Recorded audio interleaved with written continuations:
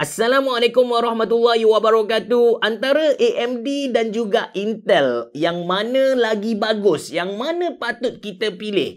Ini antara topik yang hangat di kalangan PC Master Race. Di hadapan saya ada sebuah laptop gaming dari HP, iaitu HP Victus 16, yang mana pada bulan 8 tahun lepas saya dah pernah review model yang menggunakan Ryzen 7. Di hadapan saya ni, dia guna spesifikasi yang sama tapi prosesor berbeza. Dia pakai i7 11 Gen dan harga dia agak berbeza. Gap dia tu dalam RM300 Malaysia. Yang Ryzen 7 harga dia RM4,899 Malaysia, manakala yang ada di hadapan saya RM5,199 Malaysia. Spesifikasi dia total sama, RAM 8GB, 512GB SSD, lepas tu grafik card GeForce RTX 3050 Ti. Yang beza hanya prosesor. So, adakah berbaloi untuk kita top up lagi RM300 Malaysia dari yang Ryzen 7 tadi untuk beli Intel Core i7 punya? RM300 Malaysia, satu gap yang sangat besar. Bayangkan dengan RM300 Malaysia tu, anda dah boleh beli RAM 8GB dekat kedai komputer Mona Lisa, dan anda boleh top up lagi dengan Wagyu 200 gram dekat Samurai Yakiniku. Apa-apa pun, anda bersama saya Ashraf Jeffrey dalam channel YouTube Mona Lisa. Jom kita tengok perbezaan performance antara HP Victus 16 Ryzen 7 dengan HP Victus 16 Intel Core i7 11 Gen. Tanpa berlengah lagi, jom!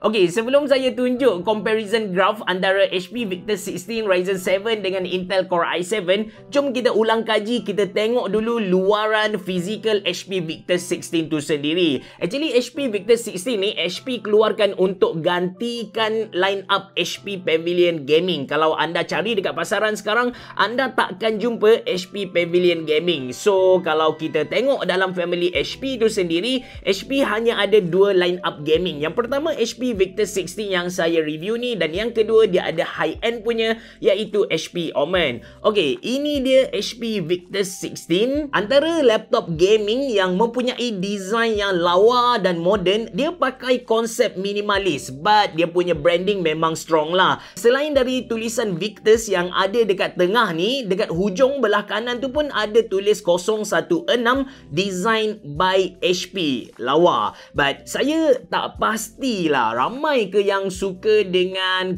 laptop gaming konsep minimalis macam ni. Kalau kita tengok sejarah Lenovo Legion ni antara laptop yang mempunyai laptop gaming yang mempunyai konsep minimalis. Sayangnya dia tak laku, dia tak diterima secara meluas dalam pasaran kita. Kebanyakan gamers yang ada dekat Malaysia ni, mereka lebih prefer sebuah laptop gaming yang striking, yang ada RGB, yang dia punya accent tu dia main dengan warna hitam merah. Macam tu lah, orang kita lebih suka kepada design-design macam tu. Cuma kalau anda tanya saya okey ke dengan design HP Victus ni? Jawab dia, yes. Memang ni antara kita kata saya punya personal preference lah. Dekat belakang skrin laptop ni ada logo HP Victus, dan keseluruhan laptop ni dia punya warna tu ialah navy blue. Alright, bila kita buka HP Victus ni, the first thing yang kita akan perasan ialah LED keyboard dia sangat terang. To be honest dengan anda, saya merasakan benda ni annoying gila. Kalau saya rasa macam tak perlu nak turn on dia punya LED, contoh kita guna dalam bilik yang terang kan,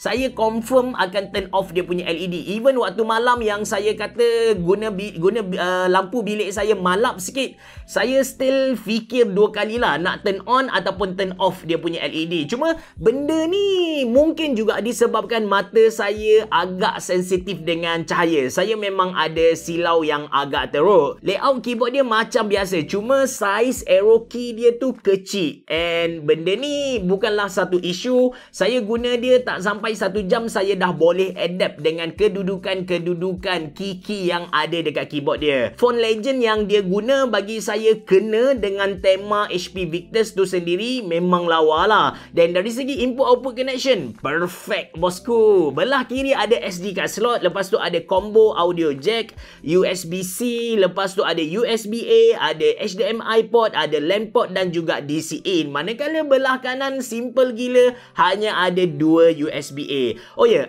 laptop ni dia tak tebal sangat dan dia tak nipis sangat. Sedang-sedang kalau kita ukur dia punya ketebalan, kalau kita tutup dia punya skrin lebih kurang dalam 30mm. Manakala berat dia dalam 2.46 kg.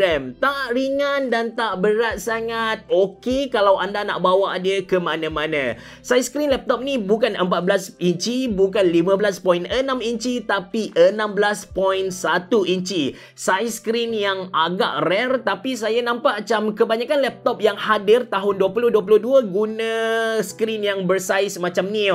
Lepas tu dia pakai IPS panel, warna yang kita nampak tu memang terang, memang cantik. Lepas tu refresh rate dia tinggi, 144Hz refresh rate. Jadi ini dia graph game yang saya dapat menggunakan HP Victus 16. Dia punya spesifikasi Intel Core i7 11 Gen. Lepas tu RAM dia 8GB DDR4, storage dia pakai NVMe SSD 512GB, Nvidia grafik card dia Nvidia GeForce RTX 3050 Ti, size screen 16.1 inci, Full HD resolution dengan OS Windows 11. Semua game bagi saya boleh main dengan best setting, kecuali macam Cyberpunk tu dari ultra setting kita kena rendahkan, bukan ke high setting tapi medium. Untuk God of War pula, kalau kita main dengan ultra setting banyak tempat akan lagging. That's why saya recommend anda main dengan high setting seperti graph yang saya sedang tunjuk kepada anda ni. Apa-apa pun macam biasa, klip gameplay ada pada akhir video nanti untuk anda nilai sendiri. Even saya dah record untuk Cyberpunk tu, saya record dari low, lepas tu mid, lepas tu high, ultra, RTX dan sebagainya. Anda boleh tonton nanti. Lepas tu, ini dia graph perbandingan gaming antara HP Victus 16 Ryzen 7 dengan HP Victus 16 Intel Core i7. Kedua-dua dia punya RAM 8GB, storage 512GB, NVMe SSD. Lepas tu dia pakai GeForce RTX 3050 Ti. Of course, dia punya OS pun saya set sama, iaitu Windows 11. Kalau kita tengok graph yang saya tunjuk kepada anda ni, walaupun tak banyak game yang saya test, kita boleh nampak yang dia punya performance tu lebih kurang sama. Ada ketika Ryzen 7 punya lagi tinggi dan ada ketika Intel Core i7 lagi tinggi. Apa-apa pun dengan perbezaan performance yang macam ni, saya takkan kata better beli A disebabkan performance dia signifikan gila kalau nak dibandingkan dengan B. No. Performance kalau beza antara 10% plus minus macam tu, lebih kurang sama lah sebenarnya.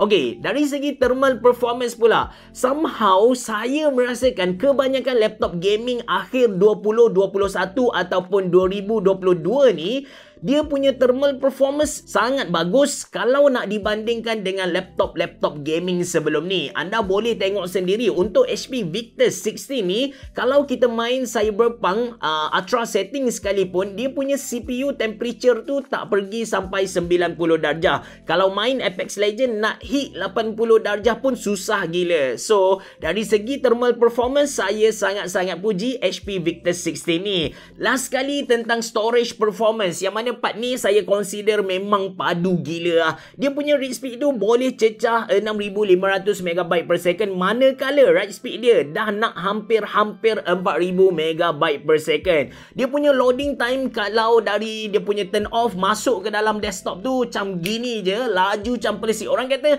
kalau nak pergi golok tu tak lalu custom, naik sampan terus dapat masuk dekat sana, bayar RM10 bosku. Okay, overall untuk HP Victus 16 yang saya review ni sendiri, yang bab Ryzen 7 Intel Core i7 kita letak yang kedua. Kalau HP Victus 16 yang saya review ni, dari segi design saya sangat-sangat suka dengan konsep minimalis macam ni. Walaupun saya tahu kebanyakan rakyat Malaysia suka design laptop gaming yang striking, yang nampak gagah tu kan. Yang kedua, dari segi performance dia lebih sikit dari average. Saya nak kata dia padu gila, tak, dia just lebih sikit dari average. Tapi dia punya thermal performance, dia punya storage performance, yang ni kita boleh kata padu gila bosku. Okey, kepada topik yang kedua pula, antara yang Intel Core i7 dan juga Ryzen 7 dengan perbezaan performance yang cenggini, yang ciput cenggini ni, saya personally akan go for Ryzen 7 lah. Perbezaan harga sebanyak RM300 Malaysia. Ryzen 7 harga dia RM4,899 Malaysia, manakala Intel Core i7 harga dia dalam RM5,199 Malaysia. gap RM300 Malaysia tu bagi saya agak besar lah. Macam saya bagi tahu di awal video tadi, dengan RM300 Malaysia kita boleh top up RAM jadi 16GB secara total. Kemudian kita boleh ambil duit lebih tu pergi dekat restoran saya, Samurai Yakiniku dekat Bangi tu, kita boleh makan Wagyu 200 gram RM99 sahaja. Apa-apa pun, ini adalah pilihan anda, duit anda, lantak anda lah. Anda nak beli Intel Core i7 version ataupun yang Ryzen 7 punya version lah. Itu saja dari saya. Kalau anda suka dengan video ni, jangan lupa untuk tekan butang like, jangan lupa untuk subscribe channel YouTube Mona Lisa, dan jangan lupa untuk follow saya di Instagram. Assalamualaikum warahmatullahi wabarakatuh. Bereboh. Jumpa lagi.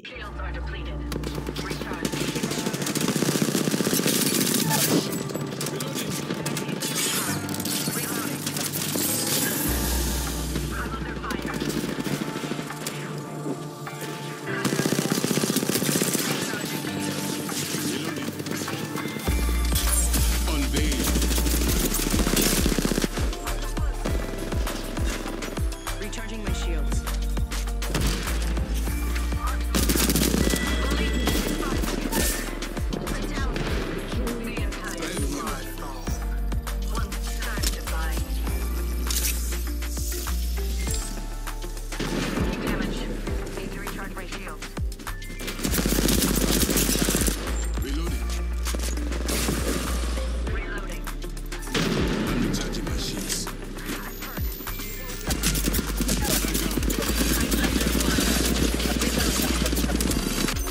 Blessings upon a loyal warrior.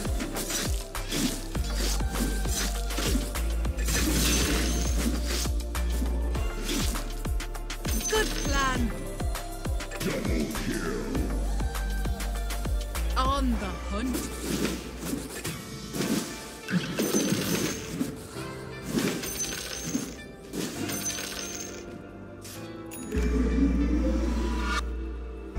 Quickly now.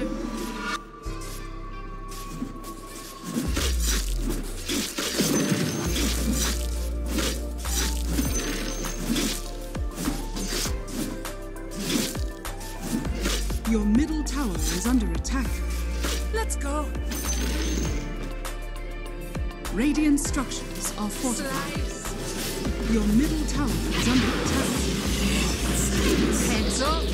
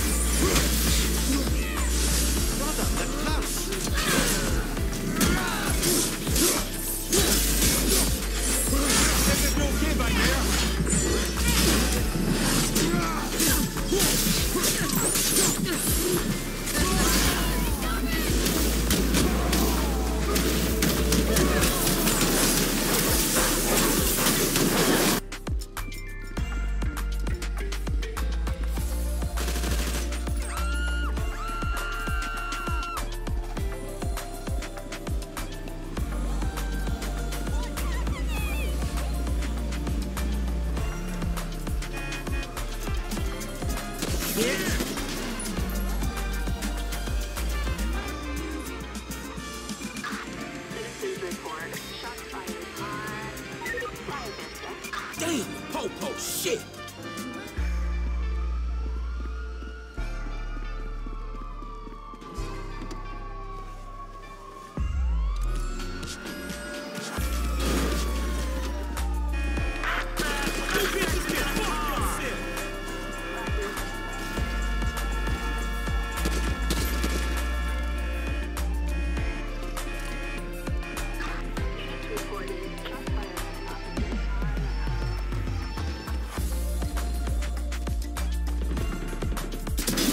No, you don't.